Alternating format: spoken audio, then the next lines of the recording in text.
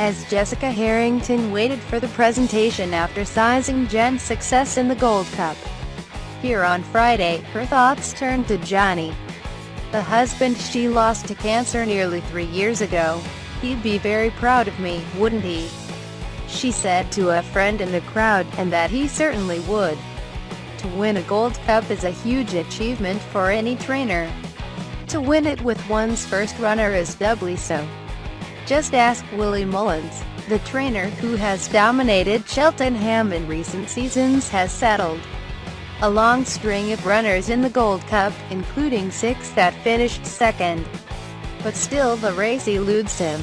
Harrington cannot recall even making an entry before sizing John arrived at her yard last autumn. "Most of my chasers have either been handicappers or 2-milers," Harrington said later, "or not good enough." Sizing John was certainly good enough when Alan Potts, his owner, moved him to Harrington's stable from Henry de Bromhead's last September. Like the Great Moscow Flyer, however, who took the champion chase here for Harrington in 2003 and 2005. All sizing John's form was at 2 miles. The outstanding 2-miler of sizing John's generation has been Duvin, whose long unbeaten run came to an end when he suffered a small stress fracture in Wednesday's champion chase. 7 times sizing John lined up against Duvin over hurdles and fences, and 7 times he finished well beaten. After his latest crushing defeat by Duvin at Leopardstown 3 months ago, there was only one way for Harrington to go. A step up to 2.5 miles in January yielded sizing John's first success for more than a year, and next time out, over 3 miles, he won the Irish Gold Cup. Even then Harrington could not be certain that his stamina would stretch to 3.25. But sizing John and his jockey, Robbie Power, flew the final 2 fences here and galloped on strongly all the way up the hill. As Jockadam and Native River, who has stamina by the bucket load, failed to respond. Q Card, another of the leading contenders, had already departed at the third last for the 2nd year running, and it was left to Manella Rocco to stay on into 2nd place without ever threatening the winner. Native River was 3rd and Jockadam, Mullins's only runner and the 3-to-1 favorite.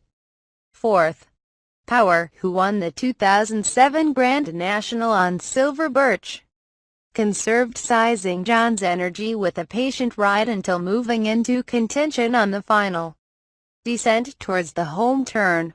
His partner did not put a foot wrong anywhere, and the rider felt that his experience of jumping fences at 2-mile speed had been crucial. "This is even more special than winning the Grand National," Power said. "I was 25 when I won the National and I'm 35 now. At 25 I thought I was going to win everything in racing, but now I'm 35, I don't think I'm going to win so much anymore. I had a perfect run round. I followed Ruby Walsh on Jockadam most of the way. You're never too far wrong if you follow that man. He met the last on a good stride and pinged it. It's a long way up that hill, and it's never felt as long in my life, anyway." Sizing John took the Irish Gold Cup just a few minutes after Allery, a big money purchase by Potts with the Gold Cup in mind, fell when already beaten in a race at Exeter.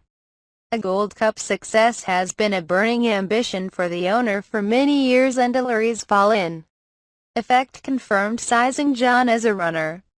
"If Duvin hadn't been around, he would have stayed over 2 miles, Harrington said.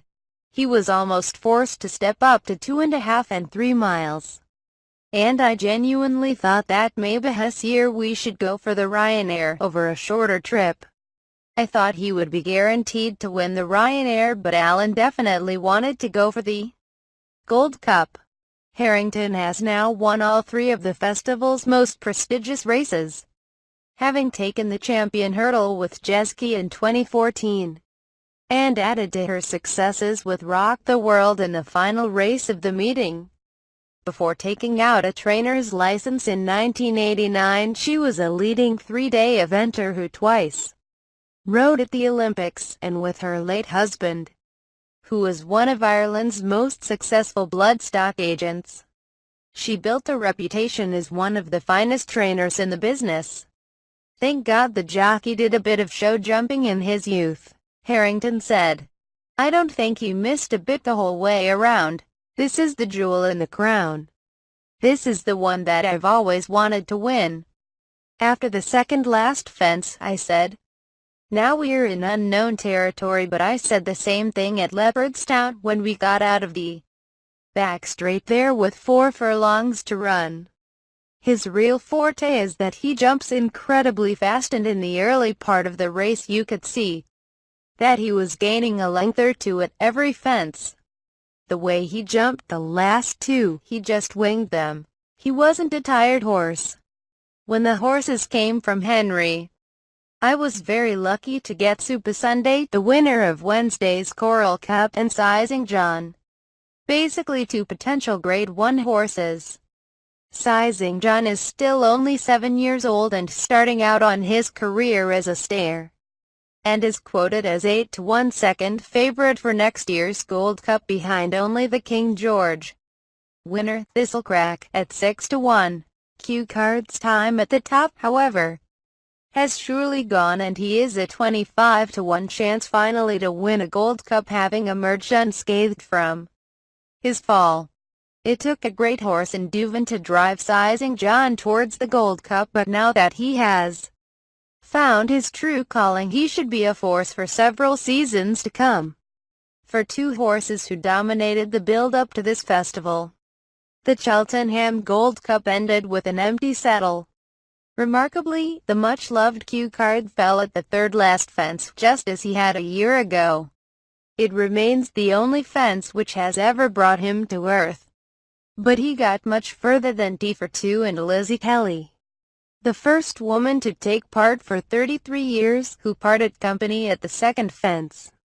There will surely be no Gold Cup to crown the career of Cue Card now. While he has been as tough and durable as any top-class steeplechaser, he will be 12 by the time next March comes around, and modern Gold Cups simply do not fall to horses of that age.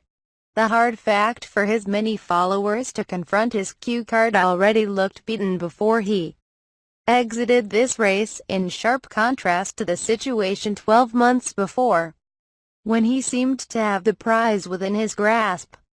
In the words of his trainer, Colin Tizard, last year he'd just joined in. He was tanking along. This year he was flat out and dived at it. Paddy Brennan, the jockey who took so much of the blame on himself for what happened a year ago, wanted to take time to collect himself before talking about this repeat.